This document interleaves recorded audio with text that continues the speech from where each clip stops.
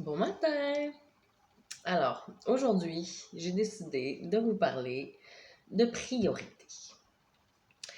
On a tous des moments dans la vie où on est dépassé par les événements.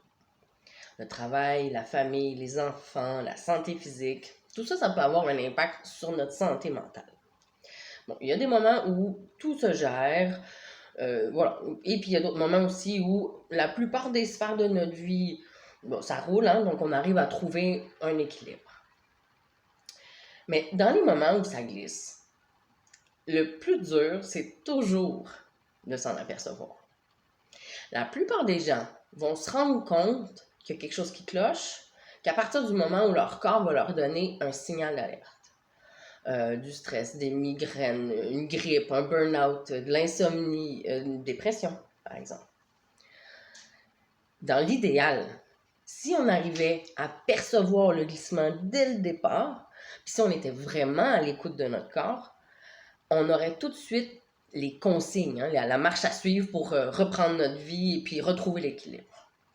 Mais dans la vraie vie, on se dit, quand les premiers symptômes arrivent, on se dit, bon, ça va passer, hein, c'est rien de grave. Mais surtout, ce qu'on se dit, c'est qu'on n'a pas le temps de s'en occuper. Et puis qu'on n'a pas le temps d'être malade, de toute façon. Donc, on s'en occupe pas. Alors qu'on devrait lever le pied, ben, on a tendance à faire le contraire et de faire comme si de rien n'était. Donc, à force d'attendre, l'inévitable se produit. Et puis ton corps, il te dit, ah ouais, toi, tu as décidé de ne pas écouter puis de ne pas prendre en compte ce que je te dis puis de prendre ce temps-là pour toi. Ben là, tu n'auras pas le choix. Et puis, ben voilà, il te force à t'arrêter. Bon, je fais gros comme ça, là. Mais je sais que tu comprends ce que je dis parce que tout le monde vit ça. Donc, là, j'ai pas envie de choquer personne, mais je vais quand même être transparente. Je vais vous expliquer une chose.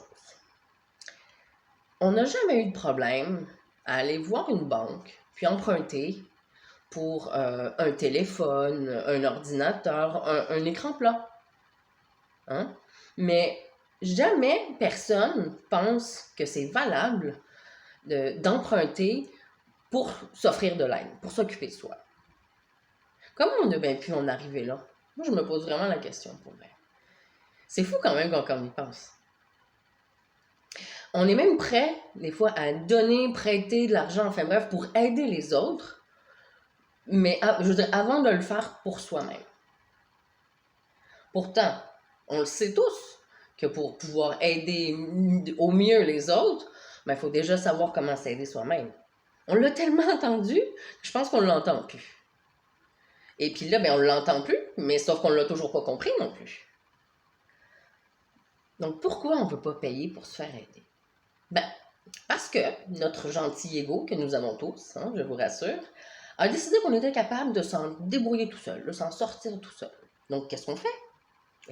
On va regarder sur Internet, hein, pour se trouver des solutions. Des blogs, des articles scientifiques, de psychologie. Voilà. Et puis on se dit qu'on a compris, qu'on voit ce qu'il faut qu'on fasse. On achète des livres aussi. Ah, ça, les livres, ça, moi j'aime ça. Les livres, c'est la vie, ça. Moi j'adore lire des livres audio ou des livres en papier. J'en ai assez lu des livres, moi. C'est donc réconfortant de savoir qu'on n'est pas tout seul à vivre ce qu'on est en train de traverser. Hein. Moi j'adore ça. Ben non, on n'est pas tout seul. Mais pour autant, tu vois-tu mieux, toi, maintenant? T'as-tu vraiment fait ce que tu as lu dans tes blogs, tes articles, tes livres? Vraiment, vraiment? Bon, si tu fais partie de ceux qui savent appliquer directement ce qu'ils apprennent, bravo à toi. Pour vrai, de vrai, je sais qu'il en existe des gens comme ça, mais j'admire vraiment ta force de caractère et ton courage. Tu mérites vraiment, vraiment les applaudissements. Mais sache aussi que tu fais partie de la minorité. Donc, pour résumer, on essaie de s'en sortir donc tout seul parce que on a décidé, en quelque sorte, hein, inconsciemment, qu'on valait pas la peine d'aller chercher de l'aide pour y arriver. Et puis, en même temps, qu'on peut le faire tout seul parce qu'on est capable, on a les ressources. Mais sauf qu'on le fait juste pas. Ouais.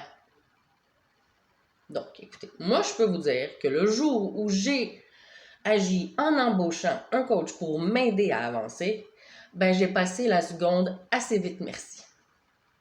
non seulement tu sens qu'il y a quelqu'un derrière ton épaule qui veille à ton évolution, mais en plus, tu payes pour ça.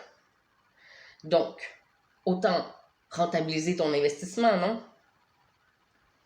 J'ai même aussi tenté, de coacher des amis au départ, gratuitement, pour me faire la main. Ça n'a pas duré plus de quelques semaines. Pourquoi? Parce qu'ils avaient des bonnes excuses pour ne pas avancer. Et puis, ils n'avaient pas décidé de prioriser ça. Mais du coup, quand tu t'engages à payer, tu t'engages aussi à te responsabiliser, puis tu t'obliges à avancer. Parce que là, la seule excuse que tu as, c'est que tu as des comptes à te rendre à toi-même. Donc, si tu te sens interpellé par ce que tu viens d'entendre, si ça fait du sens pour toi, et puis si tu es prêt à te prioriser, parce qu'on ne va pas se cacher que si tu ne te priorises pas toi-même, il n'y a personne d'autre qui va le faire à ta place. Hein? Donc, tu m'écris, on prend rendez-vous, on peut discuter au téléphone, puis moi, je peux t'aider à y voir un petit peu plus clair et puis voir si l'accompagnement peut t'aider à t'emmener vers tes objectifs, tes vraies priorités. Voilà. Merci, bonne journée, au revoir.